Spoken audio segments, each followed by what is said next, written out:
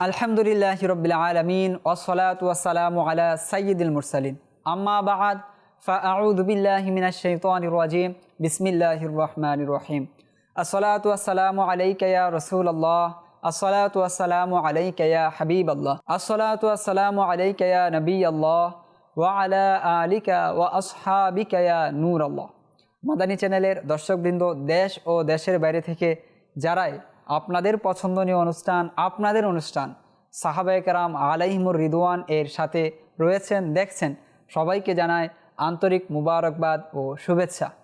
আসুন প্রতি অনুষ্ঠানের ন্যায় আজকেও আমরা একটি দুরূদ শরীফের ফজিলত শ্রবণ করি।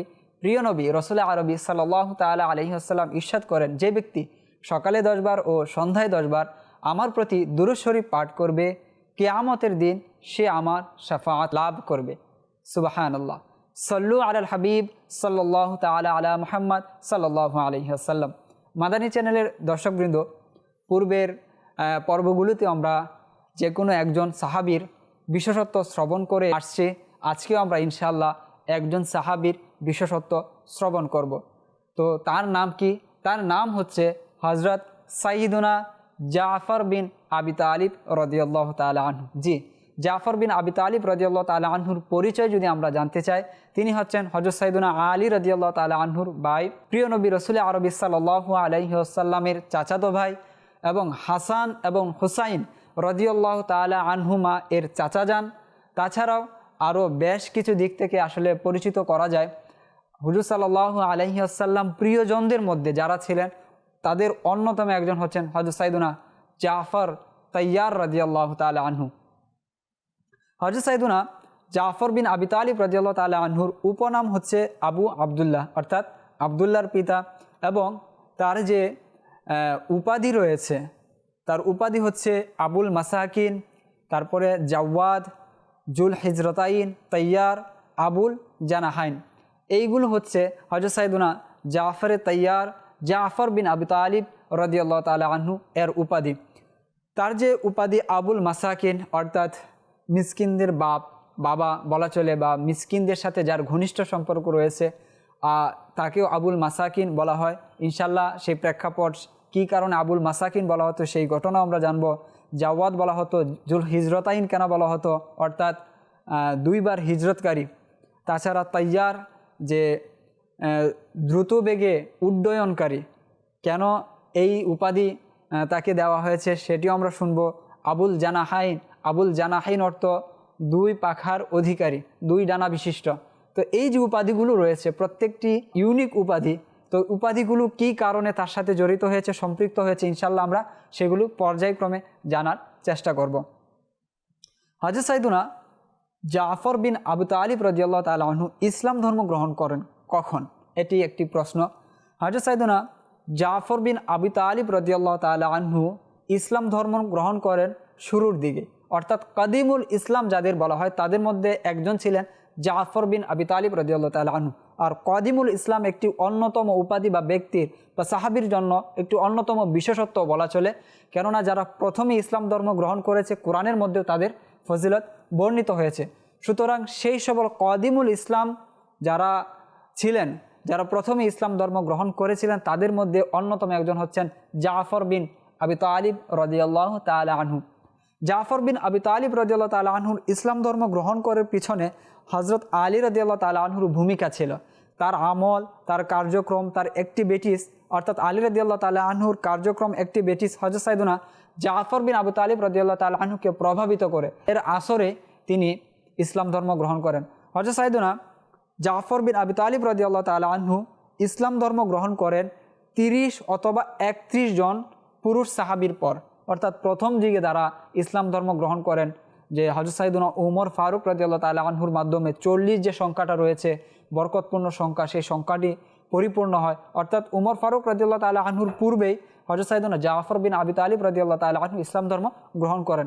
এই জন্যই তাকেও কাদিমুল ইসলাম বলা হয়। হযরত সাইয়্যিদুনা জাফর বিন আবি তালিব রাদিয়াল্লাহু তাআলা আনহু হযরত সাইয়্যিদুনা আলী রাদিয়াল্লাহু তাআলা আনহু এর চেয়ে বয়সে 10 বছরের বড় ছিলেন। একটি ইন্টারেস্টিং বিষয় হচ্ছে যে আবু তালিব এর যে সন্তানাদি ছিল, তার 4 জন সন্তান ছিল। প্রত্যেক সন্তান তার পরের সন্তান চেয়ে 10 বছরের বড় ছিল। অর্থাৎ আলী রাদিয়াল্লাহু তাআলা আনহুর চেয়ে 10 বছরের বড় ছিলেন জাফর বিন আবি তালিব, তার চেয়ে 10 বছরের বড় ছিলেন আকিল রাদিয়াল্লাহু তাআলা আনহু, তার চেয়ে 10 বছরের বড় ছিল তালিব।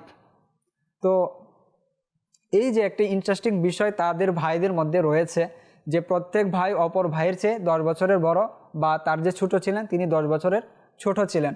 সুতরাং এই দিক থেকে হযরত সাইয়েদুনা জাফর বিন আবি তালিব রাদিয়াল্লাহু তাআলা আনহু আলী রাদিয়াল্লাহু তাআলা আনহুর চেয়ে 10 বছরের বড় ছিলেন। হযরত সাইয়েদুনা জাফর বিন আবি তালিব রাদিয়াল্লাহু তাআলা আনহুর 4টি বিশেষত্ব এরকম রয়েছে যে বিশেষত্বগুলোর ব্যাপারে তিনি স্বয়ং নিজে বলেছেন। তিনি স্বয়ং নিজে বলেন যে 4টি বৈশিষ্ট্য, 4টি বিশেষত্ব এমন রয়েছে যা আমার মধ্যে ছিল। তিনি বলেন যে আমি জীবনে কখনো মদ্যপান করিনি। আমরা জানি যে জাহিলি যুগে মদ্যপান একটি সাধারণ বিষয় ছিল। জাহিলি যুগের অবস্থা এরকম ছিল যে ঘরে ঘরে অনেকে মদ পান করতো। কিন্তু কুরবান যান যে জাফর বিন আবি তালিব রাদিয়াল্লাহু তাআলা তিনি বলেন যে জাহিলি যুগেও, ওই সংকটময় অবস্থা অন্ধকার যুগেও আমি কখনো মদ স্পর্শ করিনি। আর তিনি কেন করেননি এই কথাও তিনি বলছেন যে আমি জানি যে মদ এরকম একটা বিষয় যা মানুষের মস্তিষ্ককে ধ্বংস করে ফেলে, এই জন্য আমি কখনো মদ স্পর্শ করিনি। তিনি বলেন যে জাহিলি যুগে যখন সকলে বাতিল খুদার ইবাদতে লিপ্ত ছিল, সকলে বিভিন্ন বাতিল খুদার উপাসনা করত, কিন্তু সেই সময় আমি কখনো বাতিল খুদার কখনো ইবাদত করিনি। কেননা তিনি এর কারণ হিসাবে বর্ণনা করেন যে আমি জানি এই সকল বাতিল খুদার এরকম কোনো সক্ষমতা নেই যে তারা মানুষের কোনো উপকার করবে বা মানুষের কোনো ক্ষতি করবে, এই জন্য আমি কখনো বাতিল খুদার ইবাদত করিনি। তিনি তার তৃতীয় বৈশিষ্ট্য হিসাবে তিনি বলেন যে আমি কখনো অশ্লীল কাজে লিপ্ত হয়নি। তিনি কখনো গর্হিত অশ্লীল ন্যাক্কারজনক কাজে তিনি কখনো লিপ্ত হননি। এর পিছনে তিনি এর কারণ হিসাবে তিনি বলেন যে স্ত্রীর যে হক রয়েছে, এই স্ত্রীর হক আমি যথার্থ রূপে আদায় করেছি, আর এই হকের কারণে আমি কখনো কোনো অশ্লীল কাজ গর্হিত কাজে লিপ্ত হয়নি।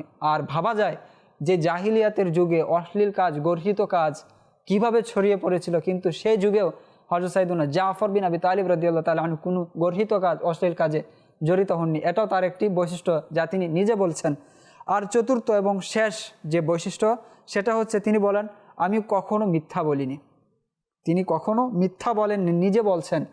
আর এটা হচ্ছে তার নিজের সাক্ষ্য দেওয়া চতুর্থ বৈশিষ্ট্য বিশেষত্ব, যে তিনি বলেন আমি কখনো মিথ্যা বলিনি। আর মিথ্যা না বলার কারণ হচ্ছে যে মিথ্যা অত্যন্ত জঘন্য এবং ঘৃণিত একটি কাজ, আর এটি আমার অনেক আগে থেকে ছোটোবেলা থেকে আমার মাঝে এটি বদ্ধমূল হয়ে গেছিল যে মিথ্যা কখনো বলা যাবে না। এই 4টি কাজ আমি জীবনে করিনি। এক তো হচ্ছে তিনি বলেন আমি মদ্যপান করিনি, কখনো বাতিল খুদার ইবাদত করিনি, কখনো অশ্লীল কাজ করিনি, কখনো মিথ্যা বলিনি। তো সুতরাং এই কাজগুলো সাহাবী যিনি নিজে বলেছেন আমরা উম্মত হিসাবে, তাদের অনুসারী হিসাবে, তাদের যে আমরা অনুসরণ করি সেই দাবিদার হিসাবে আমাদেরও এই কাজগুলো থেকে বিরত থাকা উচিত। মদ্যপান, বাতিল খুদা, বাতিল কাজ থেকে, অশ্লীল কাজ থেকে এবং মিথ্যা বলা থেকে আমাদেরও বিরত থাকা উচিত। আল্লাহ তাআলা আমাদের তৌফিক দান করুন। হযরত সাইয়েদুনা জাফর বিন আবি তালিব রাদিয়াল্লাহু তাআলা আনহুর আরও একটি অন্যতম বিশেষত্ব হচ্ছে যখন প্রিয় নবী রাসূল আরবি সাল্লাল্লাহু আলাইহি ওয়াসাল্লাম দেখলেন যে দুর্বল যে সকল সাহাবায়ে কেরাম রয়েছেন তাদের উপর একের পর এক নির্যাতন করা হচ্ছে, অত্যাচার করা হচ্ছে, নিপীড়ন বেড়েই চলেছে, তখন হুজুর সাল্লাল্লাহু আলাইহি ওয়াসাল্লাম সাহাবাদের ডেকে বললেন যে তোমাদের মধ্যে কিছু আবিসিনিয়ায় চলে যাও, হাবশায় চলে যাও, সেখানে নিরাপদভাবে তোমরা তোমাদের ধর্ম, ইসলাম ধর্ম, আল্লাহ তাআলার ইবাদত, কোরআনের উপর তোমরা নিরাপদভাবে আমল করতে পারবে, সেখানে ভালোভাবে থাকতে পারবে। তো তখন হুজুর সাল্লাল্লাহু আলাইহি ওয়াসাল্লামের ডাকে সাড়া দিয়ে 80 জন নারী পুরুষ আবিসিনিয়ার উদ্দেশ্যে, হাবশার উদ্দেশ্যে হিজরত করেন। আর সেই যে 80 জন ছিল তাদের মধ্যে সর্দার ছিলেন, লিডার ছিলেন হযরত সাইয়েদুনা জাফর বিন আবি তালিব রাদিয়াল্লাহু তাআলা আনহু। তাদের মধ্যে তাকে নেতা বানিয়ে হুজুর সাল্লাল্লাহু আলাইহি ওয়াসাল্লাম আবিসিনিয়া তাদের প্রেরণ করেন, পাঠান। জাফর বিন আবি তালিব রাদিয়াল্লাহু তাআলা আনহুকে সেখানে নেতা বানিয়ে, লিডার বানিয়ে প্রেরণ করার হিকমত কী ছিল, কারণ কী ছিল? তার অন্যতম আরেকটি কারণ হচ্ছে হযরত সাইয়েদুনা জাফর বিন আবি তালিব রাদিয়াল্লাহু তাআলা আনহুর অন্যতম একটি বিশেষত্ব ছিল তিনি ছিলেন সুবক্তা, অর্থাৎ সুন্দরভাবে গুছিয়েভাবে তিনি কথা বলতে পারতেন। আর যেহেতু তিনি অপরিচিত একটি রাষ্ট্রে যাচ্ছেন, সেখানে বিভিন্ন প্রশ্নের তাকে সম্মুখীন হতে হবে, রাষ্ট্রীয় যে বিষয়াদি রয়েছে, বিভিন্ন রাজা কর্তৃক হয়তো তিনি বিভিন্ন প্রশ্নের সম্মুখীন হবেন, যে রাজা যারা বড় বড় পদে যারা রয়েছে, কর্মকর্তা যারা রয়েছে তারাও হয়তো তাকে প্রশ্ন করতে পারে। তো তাদের সাথে সুন্দরভাবে গুছিয়ে কথা বলা এই বিষয়টির প্রয়োজন ছিল। আর এই বিষয়টি সবচেয়ে ভালো পারতেন হযরত সাইয়েদুনা জাফর বিন আবি তালিব রাদিয়াল্লাহু তাআলা আনহু। তিনি অত্যন্ত সুচারুভাবে গুছিয়ে কথা বলতে পারতেন, আর এই জন্য তাকে সুবক্তা বা অত্যন্ত উঁচু মাপের খতিব বলা হতো। পরবর্তীতে ইতিহাসের পাতায় যে নাজ্জাশী সে বাদশাহ রয়েছে, তার সাথে যে সাইয়েদুনা জাফর বিন আবু তালিব রাদিয়াল্লাহু তাআলা আনহুর যে কথোপকথন, এটি এখনও ইতিহাসের পাতায় স্বর্ণ অক্ষরে লিখিত রয়েছে। তিনি কত সুন্দরভাবে বাদশাহ নাজ্জাশীর জবাবগুলো দিয়েছিলেন। ইনশাআল্লাহ আমরা সেগুলো আসুন শ্রবণ করি।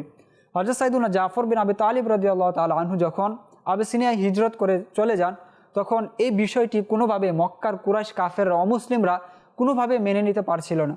তখন তারা মিটিং করে পরামর্শ করে যে এদেরকে যে কোনো উপায়ে আবার মক্কায় ফিরিয়ে আনতে হবে।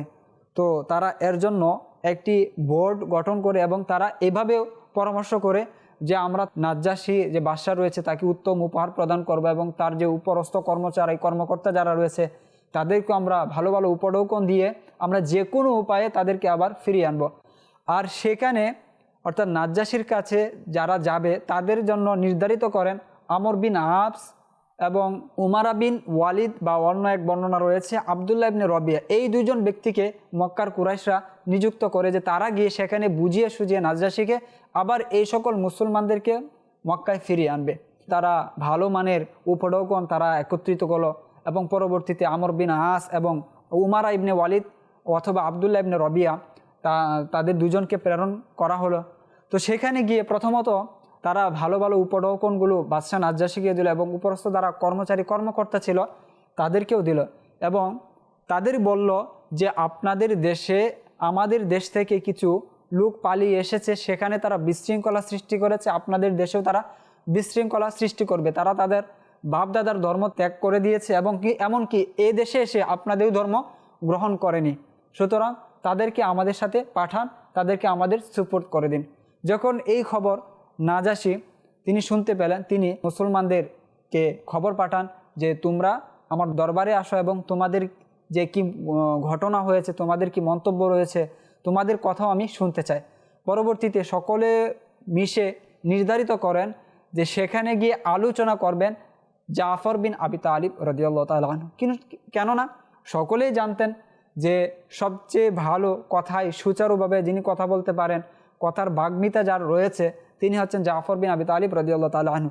এমনকি তাকে এও বলা হয়েছে, অর্থাৎ আমর বিন আস এবং উমারা বিন ওয়ালিদ বা আবদুল্লাহ ইবনে রবিয়া এই কথাও বলেছিল যে তারা এতটাই নিজেদেরকে বরত্ব মনে করে যে আপনাকে পর্যন্ত তারা দেখবেন আসলে সিজদা করবে না।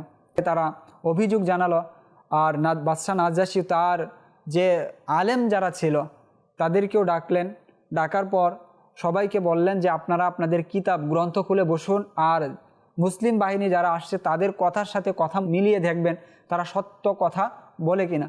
এদিকে জাফর বিন আবি তালিব রাদিয়াল্লাহু তাআলা আনহু আসলেন। আসার পর তাকে জিজ্ঞাসা করা হলো যে আপনি যে ধর্ম গ্রহণ করেছেন, আপনার যে ধর্ম, সেই ধর্মে কি রয়েছে, কি বিধান রয়েছে সেগুলো বলেন, আর আপনি এই দেশে কেন আসলেন, আবিসিনিয়ায় কেন আসলেন, এই যে বিষয়গুলো বিস্তারিত বিষয় আমাদের খুলে বলুন। তখন জাফর বিন আবি তালিব রাদিয়াল্লাহু তাআলা আনহু এত সুন্দরভাবে তিনি উপস্থাপন করেছিলেন ইসলামের শুরু থেকে, শুধু ইসলামের নয়, ইসলামের পূর্বে মক্কায় কি হতো, ইসলামে কি বিধানগুলো রয়েছে, ইসলামের পরবর্তীতে তাদের উপর কি নির্যাতন করা হয়েছে, এবং আবিসিনিয়ায় তারা কেন গেল, এই প্রত্যেকটি বিষয় জাফর বিন আবি তালিব রাদিয়াল্লাহু তাআলা আনহু পুঙ্খানুপুঙ্খভাবে এত সুন্দরভাবে বুঝিয়েছিলেন যে সেখানে যারা উপস্থিত ছিল বাদশাহ নাজ্জাশী মুসলমানদেরকে আবার মক্কায় ফিরিয়ে দেওয়ার জন্য প্রস্তুত হয়ে গেছিল। সে কান্না করতে লাগলো, এবং উপস্থিত তার যে আলিমরা ছিল অন্য অন্য কিতাবের তারাও কান্না করতে লাগলো। যে ঘটনাটি এরকম হয়েছে যে জাফর বিন আবু তালিব রাদিয়াল্লাহু তাআলা আনহু যখন বলতে লাগলেন যে জাহিলিয়াতের যুগে এমন কোনো অপকর্ম ছিল না যা আমরা করিনি, জাহিলিয়াতের যুগে কোনো মানুষ নিরাপদ ছিল না, মহিলাদের কোনো হক ছিল না, একে অন্যের উপর শুধু ঝগড়ায় লিপ্ত থাকতো, কারো জান নিরাপদে ছিল না, আমরা এমন কোনো গর্হিত কাজ করিনি, সকল কাজ আমরা করেছি। কিন্তু পরবর্তীতে আল্লাহ তাআলা আমাদের মধ্যে একজন রসুল প্রেরণ করেছেন, যে রসুলের সুসংবাদ আপনাদের নবী হজরত ঈসা আলাইহিসসালাতু ওয়াসসালাম দিয়ে গেছেন, যে শেষ জমানায় এমন একজন নবী আসবেন যার নাম হবে আহমদ। সেই নবী হচ্ছেন আমাদের নবী, যিনি আমাদেরকে নামাজ কায়েম করার কথা বলেন, যিনি আমাদেরকে আল্লাহ তাআলার উপর এক আল্লাহর ইবাদত করতে বলেন, যিনি জাকাত প্রদান করতে বলেন, যিনি সকল অশ্লীল গর্হিত কাজ থেকে বিরত থাকতে আমাদের বলেন এবং সৎ কাজের আদেশ দিতে বলেন।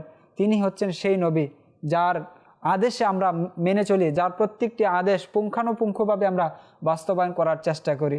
আর যখন আমরা এই সকল অন্ধকার থেকে বেরিয়ে এই সকল সুন্দর জিনিসগুলো আমরা গ্রহণ করে নিলাম, তখন আমাদের যারা প্রতিবেশী অমুসলিম তারা এই বিষয়গুলো মেনে নিতে পারেনি, আমাদের উপর অন্যায় অবিচার অত্যাচার করেছে, জুলুম করেছে। আর নিরুপায় হয়ে আমরা আপনার দেশে এসেছি।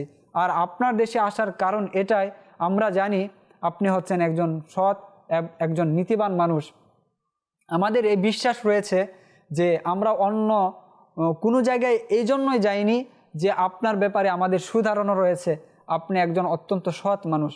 যখন এই কথাগুলো বাদশাহ নাজ্জাশীকে জাফর বিন আবি তালিব রাদিয়াল্লাহু তাআলা আনহু একের পর এক সুন্দরভাবে গুছিয়ে তুলে ধরলেন, তখন বাদশাহ নাজ্জাশী জাফর বিন আবি তালিব রাদিয়াল্লাহু তাআলা আনহুকে বলেন যে তোমাদের যে কোরআন রয়েছে সেই কোরআন থেকে একটু পড়ে শোনাও। তখন হযরত সাইয়েদুনা জাফর বিন আবি তালিব রাদিয়াল্লাহু তাআলা আনহু তাকে সূরা মারিয়ামের আয়াতগুলো তেলাওয়াত করে শোনালেন। যখন তেলাওয়াত করলেন তখন অঝোর নয়নে কান্না করছিলেন বাদশাহ নাজ্জাশী এবং তার সাথে উপস্থিত যে আলিমগণ ছিলেন তারাও। আর এই দিকে হুজুর সাল্লাল্লাহু আলাইহি ওয়াসাল্লামের কাছে আল্লাহ তাআলা ওহী প্রেরণ করে দিলেন। আল্লাহ তাআলা বলেন যে আপনি দেখবেন ওই সকল ব্যক্তিদের তাদের চোখগুলো অশ্রু প্রবাহিত করছে, কেননা তারা হক সত্যকে জেনে নিয়েছে। অর্থাৎ এই যে আয়াতটি রয়েছে এটি মূলত বাদশাহ নাজ্জাশী এবং তার সাথে উপস্থিত যারা ইসলাম ধর্ম বুঝতে পেরেছিল, গ্রহণ করে নেওয়ার মন মানসিকতা রাখতো, তাদের ব্যাপারে আল্লাহ তাআলা এই আয়াতও নাজিল করে দিলেন। তো এখানে হযরত সাইয়েদুনা জাফর বিন আবি তালিব রাদিয়াল্লাহু তাআলা আনহুর অন্যতম একটা ভূমিকা হচ্ছে তার সুবক্তা হওয়া। তার যে অত্যন্ত সুচারুভাবে গুছিয়ে কথা বলার কারণে সেদিন বাদশাহ নাজ্জাশী ইসলাম ধর্ম গ্রহণ করে নিয়েছিলেন। তিনি বলেছিলেন তোমাদের যে নবী রয়েছে তিনি সত্যিকার নবী, আমিও তার উপর ঈমান আনয়ন করছি। এমনকি সে বলেছিল আমার যদি আজ এই বাদশাহী সালতানাত এর কাজে আমার যদি ব্যস্ততা না থাকতো, আমি গিয়ে তার জুতা মুবারক আমি তুলতাম, চুমু খেতাম, তার নালায়ন মুবারক আমি চুমু খেতাম। অর্থাৎ তার যে কথার প্রভাব, জাফর বিন আবি তালিব রাদিয়াল্লাহু তাআলা আনহুর কথার প্রভাব এতটাই বাদশাহ নাজ্জাশীকে প্রভাবিত করেছিল যে তিনি তো মুসলিম হয়েছিলেনই, এমনকি তিনি এটাও বলতে বাধ্য হয়েছিলেন যে তুমি যা বলেছো সত্য বলেছো, তোমার কোরআন যা নাজিল হয়েছে এই কোরআন একই উৎস থেকে, অর্থাৎ তাওরাত যে উৎস থেকে নাজিল হয়েছে, ইনজিল যে এখান থেকে এসেছে, কোরআনও সেখান থেকে এসেছে। এমনকি বাদশাহ নাজ্জাশী এটাও বলেছিল আমার যদি বাদশাহীতে ব্যস্ততা না থাকতো আমি মক্কায় গিয়ে তোমাদের নবীর জুতা মুবারক নালায়ন মুবারক চুমু খেতাম, আমি সেটা আমার মাথায় তুলে নিতাম। সুতরাং বোঝাই যাচ্ছে যে জাফর বিন আবি তালিব রাদিয়াল্লাহু তাআলা আনহু কত বড় মাপের সুবক্তা ছিলেন, আর এটা তার একটি অন্যতম বিশেষত্বও ছিল। আর এই কারণে হুজুর সাল্লাল্লাহু আলাইহি ওয়াসাল্লাম তাকে এই 80 জনদের নেতা হিসাবে আবিসিনিয়ায় প্রেরণ করেছিলেন। আর এর কারণে ইসলামের এত বড় একটি গৌরব আসে যে একজন বাদশাহ, যিনি প্রথম বাদশাহ ইসলামের মধ্যে আশ্রয় গ্রহণ করেন, ইসলামের সুশীতল ছায়ায় আশ্রয় নেন। সুতরাং জাফর বিন আবি তালিব রাদিয়াল্লাহু তাআলা আনহুর ভূমিকা এরকম ছিল। আমরা শুনেছি যে তার একটি অন্যতম বিশেষত্ব বা উপাধি ছিল যে তাকে জুল হিজরতাইন বলা হতো, অর্থাৎ দুইবার হিজরতকারী। জি, আমরা প্রথমত শুনলাম যে তিনি আবিসিনিয়া বা হাবশায় হিজরত করে গিয়েছিলেন, দ্বিতীয়ত তিনি হাবশা থেকে মদিনায় হিজরত করে গিয়েছিলেন। হাবশা থেকে মদিনায় যখন হযরত সাইয়েদুনা জাফর বিন আবি তালিব রাদিয়াল্লাহু তাআলা আনহু হিজরত করেন, সেই দিন হুজুর সাল্লাল্লাহু আলাইহি ওয়াসাল্লাম খায়বার বিজয় করে মদিনায় প্রত্যাবর্তন করেন। আর সেই দিনই জাফর বিন আবি তালিব রাদিয়াল্লাহু তাআলা আনহু মদিনায় যান। যখন হুজুর সাল্লাল্লাহু আলাইহি ওয়াসাল্লাম জাফর বিন আবি তালিব রাদিয়াল্লাহু তাআলা আনহুকে দেখলেন যে তিনি হাবশা থেকে চলে এসেছেন, খুশিতে আত্মহারা হয়ে যান এবং দুই চোখের মাঝখানে চুমু খান এবং জাফর বিন আবি তালিব রাদিয়াল্লাহু তাআলা আনহুকে উদ্দেশ্য করে বলেন আজকে আমি জানি না খায়বার যুদ্ধে যে আমি বিজয় লাভ করেছি এটার খুশি আমাকে বেশি আনন্দ দিচ্ছে নাকি জাফর বিন আবি তালিব আমার কাছে ফিরে এসেছে এটার খুশি আমাকে বেশি আনন্দ দিচ্ছে, আমি বুঝতে পারছি না। অর্থাৎ রাসূল সাল্লাল্লাহু আলাইহি ওয়াসাল্লাম জাফর বিন আবি তালিব রাদিয়াল্লাহু তাআলা আনহু যাওয়ার কারণে এতটাই তিনি খুশি হয়েছিলেন, তাকে অত্যন্ত ভালোবাসতেন হুজুর সাল্লাল্লাহু আলাইহি ওয়াসাল্লাম। হুজুর সাল্লাল্লাহু আলাইহি ওয়াসাল্লামের সাথে একদিন জাফর বিন আবি তালিব রাদিয়াল্লাহু তাআলা আনহু উমরা করতে যান। কিতাবের মধ্যে বর্ণিত হয়েছে 7ম হিজরিতে হুজুর সাল্লাল্লাহু আলাইহি ওয়াসাল্লামের সাথে তিনি উমরা করতে যান। সেখানে তিনি উমরা করতে যখন যান, হুজুর সাল্লাল্লাহু আলাইহি ওয়াসাল্লাম সেখানে তার একটি বিশেষত্ব বর্ণনা করেন। হুজুর সাল্লাল্লাহু আলাইহি ওয়াসাল্লাম বলেন, আমার উম্মতের মধ্যে বা আমার সাহাবীদের মধ্যে সিরাত এবং সুরতে সবচেয়ে বেশি যে আমার সাথে সামঞ্জস্য রাখে সেটা হচ্ছে তুমি, অর্থাৎ জাফর বিন আবি তালিব রাদিয়াল্লাহু তাআলা আনহু।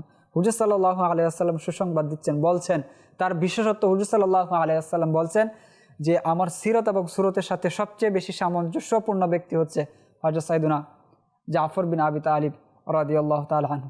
জাফর বিন আবি তালিব রাদিয়াল্লাহু তাআলা আনহু অত্যন্ত সাখী ছিলেন, যেমনটা আমরা শুরুতেই শুনছিলাম যে তার একটি উপাধি হচ্ছে জাওয়াদ। জাওয়াদ কিভাবে?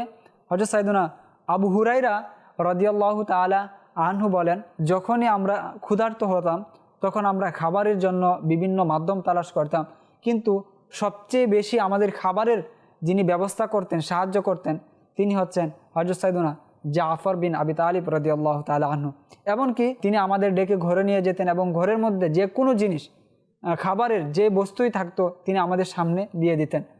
আর এমনও ঘটনা পাওয়া যায় যে আমরা তার সাথে গিয়েছি কিন্তু ঘরের মধ্যে কোনো খাবার নেই, শুধুমাত্র একটি যে মধুর একটি পাত্র রয়েছে, তিনি সেই পাত্রটি এনে আমাদের দিলেন, আর সেই পাত্রের মধ্যে সামান্যতম মধু রয়েছে, আমরা সেগুলোই খেয়েছি। অর্থাৎ হযরত সাইয়্যিদুনা জাফর বিন আবি তালিব রাদিয়াল্লাহু তাআলা আনহু গরিবদের সাহায্য করা, যাদের ক্ষুধার্তকে খাবার খাওয়ানো, এই বিষয়টি তার মধ্যে এক বিশেষভাবে ছিল। আর এই কারণে তার একটি অন্যতম বিশেষত্ব ছিল যে জাওয়াদ তাকে বলা হতো, তার উপাধি ছিল জাওয়াদ। আর এই কারণে হুজুর সাল্লাল্লাহু আলাইহি ওয়াসাল্লাম তাকে একটু উপাধিও দিয়েছিলেন, আর সেটি হচ্ছে আবুল মাসাকিন। হুজুর সাল্লাল্লাহু আলাইহি ওয়াসাল্লাম তাকে দেখতেন তিনি সর্বদা মিসকিন যারা রয়েছে, গরিব সাহাবী যারা রয়েছে তাদের সাথে তিনি থাকতেন। আর এই থাকার কারণে হুজুর সাল্লাল্লাহু আলাইহি ওয়াসাল্লামের কাছ থেকে তিনি অন্যতমভাবে বিশেষভাবে এই উপাধি লাভ করেছিলেন আবুল মাসাকিন, অর্থাৎ মিসকিনদের পিতা, মিসকিনদের বাবা। তিনি মিসকিনদের সর্বদা দেখাশোনা করতেন, তাদের সাথে উঠতেন বসতেন, তাদের কোনো কিছুর কি প্রয়োজন আছে কিনা এই বিষয়গুলো তিনি দেখতেন। আর এই কারণে হুজুর সাল্লাল্লাহু আলাইহি ওয়াসাল্লাম তাকে আবুল মাসাকিন বলতেন। পরবর্তীতে সাহাবায়ে কেরামও তাদের আবুল মাসাকিন বলে সম্বোধন করতেন। জাফর বিন আবি তালিব রাদিয়াল্লাহু তাআলা আনহুর অন্যতম আরও দুটি উপাধি হচ্ছে তাইয়ার এবং জুল জানাহাইন। এই দুটি উপাধি তিনি এভাবে পেয়েছিলেন, যখন হুজুর সাল্লাল্লাহু আলাইহি ওয়াসাল্লাম মুসলিম সেনাবাহিনীদের একত্রিত করে ঠিক করে মুতার জন্য প্রেরণ করেন এবং সেখানে যায়েদ বিন হারিসা রাদিয়াল্লাহু তাআলা আনহুকে তিনি প্রথমত সেনাপতি করেন। পরবর্তীতে হুজুর সাল্লাল্লাহু আলাইহি ওয়াসাল্লাম বলেন যে যায়েদ বিন হারিসা যখন শাহাদাত বরণ করবে তারপর যে এই দায়িত্ব গ্রহণ করবে তিনি হচ্ছে জাফর বিন আবি তালিব। তারপর যিনি এই দায়িত্ব গ্রহণ করবেন তিনি হচ্ছেন আব্দুল্লাহ বিন রাওয়াহা। তো পর্যায়ক্রমে হুজুর সাল্লাল্লাহু আলাইহি ওয়াসাল্লাম 3 জন সাহাবীর নাম ঘোষণা করেন। হুজুর সাল্লাল্লাহু আলাইহি ওয়াসাল্লাম পূর্বেই জানতেন যে এখানে যায়েদ বিন হারিসা রাদিয়াল্লাহু তাআলা আনহু তিনি শাহাদাত বরণ করবেন, আর তারপর জাফর বিন আবি তালিব রাদিয়াল্লাহু তাআলা আনহু পতাকা হাতে তুলে নেবেন, তিনি সেনাপতির দায়িত্ব গ্রহণ করবেন, তিনিও শাহাদাত বরণ করবেন। তারপর যিনি এই দায়িত্ব গ্রহণ করবেন তিনি হচ্ছেন আব্দুল্লাহ ইবনে রাওয়াহা। এই বিষয়গুলো হুজুর সাল্লাল্লাহু আলাইহি ওয়াসাল্লাম জানতেন এবং পূর্বে বলে দিয়েছিলেন। যখন মুতার যুদ্ধ সংগঠিত হয় মাত্র 3000 সেনাবাহিনী, বিপরীত অমুসলিমদের সেনাবাহিনীর সংখ্যা হচ্ছে 1 লাখ।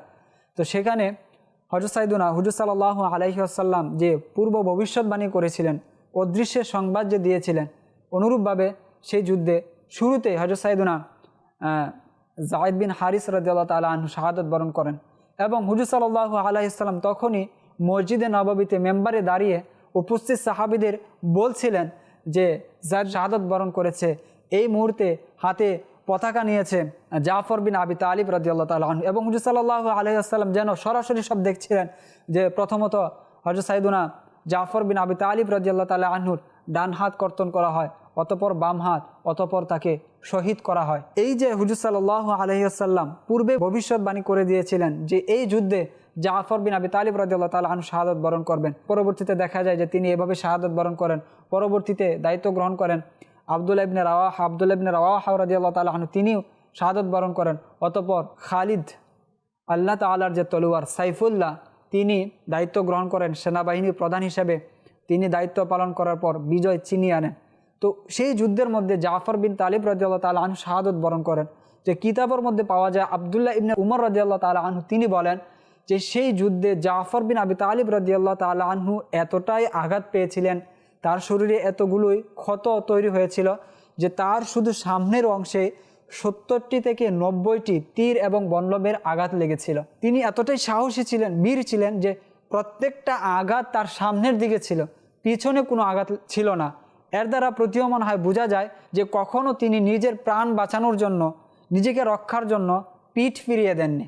সর্বদা তিনি সাহসের সাথে লড়াই করেছিলেন, সামনের দিকে ছিলেন, শত্রুর মুখোমুখি তিনি দাঁড়িয়েছিলেন। আর হুজুর সাল্লাল্লাহু আলাইহি ওয়াসাল্লাম বলেন এই জাফর বিন আবি তালিব রাদিয়াল্লাহু তাআলা আনহুর ব্যাপারে, গতকাল আমি দেখেছি যে জান্নাতের মধ্যে জাফর রাদিয়াল্লাহু তাআলা আনহু ফেরেশতাদের সাথে উড্ডয়ন করছে, ফেরেশতাদের সাথে উড়ছে। আর সেই থেকে হযরত সাইয়েদনা জাফর রাদিয়াল্লাহু তাআলা আনহুর নাম পড়ে যায় তাইয়ার, অর্থাৎ তার একটি উপাধি পড়ে যায় তাইয়ার। আর একটি উপাধি হচ্ছে তার জুল জানাহাইন, অর্থাৎ 2 ডানার অধিকারী। কিতাবের মধ্যে এসেছে যে হুজুর সাল্লাল্লাহু আলাইহি ওয়াসাল্লাম বলেন যে মুতার যুদ্ধে যে তার 2টি হাত কাটা গিয়েছিল, আল্লাহ তাআলা এই 2টি হাতের বিনিময়ে তাকে 2টি পাখা, 2টি ডানা দান করেছেন। আর এই 2টি ডানার মাধ্যমে সে জান্নাতে ফেরেশতাদের সাথে উড়ে বেড়াচ্ছে, উড়ে উড়ে বিভিন্ন জায়গায় সফর করছে। আর এই ব্যাপারে হযরত সাইয়েদনা আব্দুল্লাহ ইবনে উমর রাদিয়াল্লাহু তাআলা আনহু যখনই সাইয়েদনা জাফর বিন আবু তালিব রাদিয়াল্লাহু তাআলা আনহু সন্তানদের সালাম প্রদান করতেন, তো সালাম এভাবে দিতেন তিনি, আসসালামু আলাইকা ইয়া ইবনা দিল জানাহাতাইন, অর্থাৎ আপনার প্রতি সালামতি হোক হে 2 ডানা বিশিষ্ট ব্যক্তির সন্তান। সুতরাং এটা হচ্ছে জাফর বিন আবি তালিব রাদিয়াল্লাহু তাআলা আনহুর বিশেষত্ব, বৈশিষ্ট্য, তার যে বীরত্ব, তার যে আমরা আরও অসংখ্য বিশেষত্ব শুনেছি। তিনি কখনো মিথ্যা বলেননি, মদ পান করেননি, তিনি কখনো অশ্লীল কাজে জড়িত হননি। এছাড়া হুজুর সাল্লাল্লাহু আলাইহি ওয়াসাল্লাম যখন যে আদেশ দিয়েছেন, কুরআনের উপর কেমন আমলদারি ছিলেন, বক্তৃতার মাধ্যমে তিনি ইসলামের কেমন খেদমত করেছেন, এই বিষয়গুলো তার মধ্যে ছিল। আল্লাহ তাআলা আমাদেরকেও তার যে বিশেষত্বগুলো ছিল সেগুলোর কিছু আল্লাহ তাআলা আমাদেরকেও প্রদান করুন, আমরাও যেন তার মতো আমল করতে পারি। তিনি যেভাবে জীবন যাপন করেছেন বীরত্বের সাথে, অশ্লীল কাজ থেকে বিরত থেকে, আল্লাহ তাআলা আমাদেরকেও সেভাবে জীবন যাপন করার তৌফিক দান করুন। আমিন। বিজাহিন নবীল আমিন। সাল্লু আলাল হাবিব সাল্লাল্লাহু তাআলা আলা মুহাম্মদ সাল্লাল্লাহু আলাইহি ওয়াসাল্লাম।